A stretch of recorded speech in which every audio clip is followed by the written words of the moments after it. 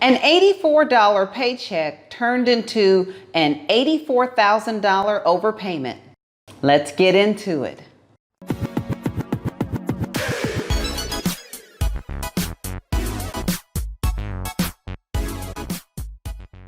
So I was reading the news and I ran across this story. An $84 paycheck turned into an $84,000 overpayment. I'm not going to get into the gist of the story. The title speaks for itself. But what I would like to discuss are tips that you can do as a business owner to ensure that you do not overpay employees to the tune of $84,000. I did a video earlier on how to protect your company should you overpay an employee. I'll post that video up here.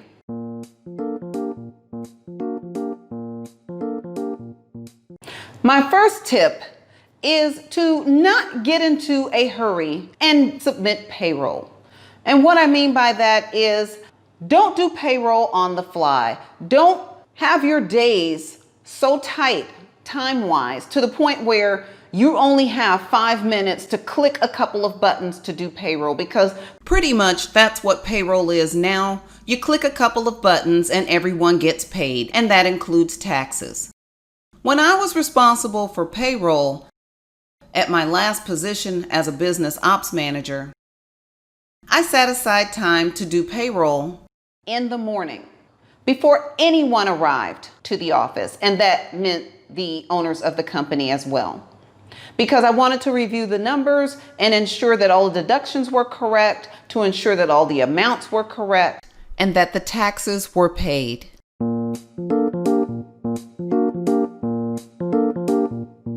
No matter what software you use to do payroll or what company you use to do payroll, you get something called a payroll report. And yes, there are some companies that have thousands of employees, and there are some companies that have 1 or 2.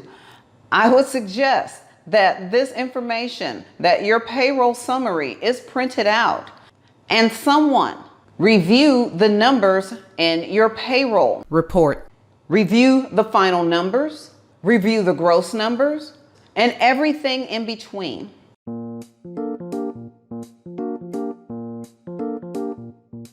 The total pay that the employee was supposed to receive was $84.53. 10 made the difference between $84.53 and $84,530.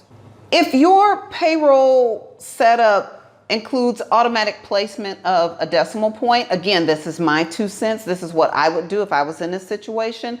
I would remove that, because that extra 0 took this to a whole new level. It didn't go $843. It went $84,000.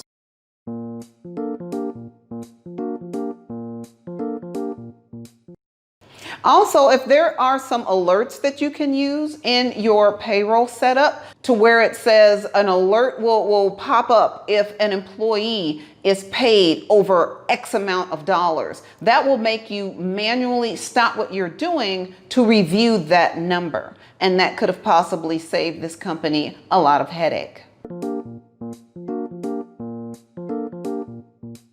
It just takes one mistake to lose your confidence and credibility as payroll or business operations manager. Use the information in this video as a guide to help you create your own unique process as it relates to payroll, and more importantly, ensuring that payroll is correct for all employees, no overpayments, no underpayments. And I'm going to put a link to this article in the comment section in this video. Please let me know your thoughts on this story, and if you have any more suggestions as it relates to payroll and verifying that the information is accurate, I invite you to leave your thoughts in the comment section below. Thanks for watching. If you want to know more about business operations, business management, human resources, and other topics related to running a business, click on one of those play links. Click on one of these Click on the playlist. One eternity later. Click on one of these playlists. Thanks for watching. And don't forget to subscribe.